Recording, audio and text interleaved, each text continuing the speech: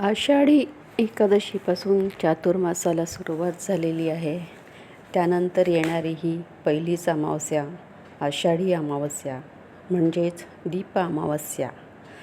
तमसो मा ज्योतिर्गमय. दीप म्हणजे तेज, तेज म्हणजे सूर्य. अंधाराचा नाश करून प्रकाशाचा दीप उजळवणे. आपण लहानपणापासून पाहतोय की या दिवशी घरोघरी तांबे, पितळ, चांदी यासारख्या धातूचे दिवे घासून पुसून लख केले जातात. मातीची पणती तर काही ठिकाणी कणकेचे दिवे बनवून हे सर्व दिवे तेल घालून, तूप घालून, कापसाच्या वाती घालून लावले जातात. गोड्याच्या पदार्थासहित सागर संगीत स्वयंपाक करून नैवेद्य दाखविला जातो. यानंतर चातुर्मासाच्या पुस्तकात दिलेली कहाणी वाचली जाते. काही घरात आपल्या मुलामुलींना आपल्या वंशाचा दिवा म्हणून ओवाळले जाते. एक दिवा दक्षिणेकडे वात करून लावला जातो, कारण आपण आज जे काय आहोत ते आपल्या पूर्वजांच्या, पितरांच्या पुण्याईने, त्यांच्याबद्दलचा रिस्पेक्ट म्हणून हा दिवा लावला जातो. काही ठिकाणी या अमावस्येला गटारी अमावस्या म्हणतात, पण ते गटारी नसून गतहारी असे आहे.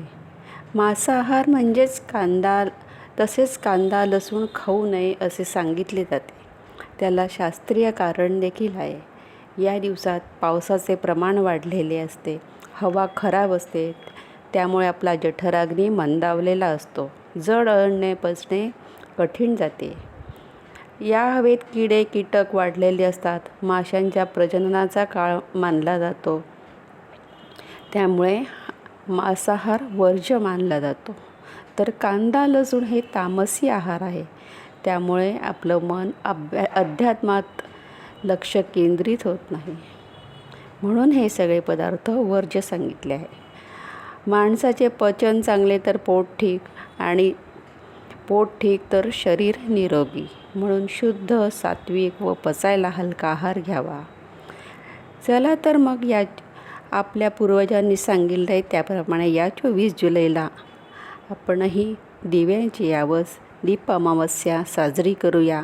दिव्यांच्या प्रकाशाने घर प्रकाशमान करूया व मुलांच्या तेजोमय भविष्यासाठी प्रार्थना करूया. ओम नमो भगवते वासुदेवाय नमः.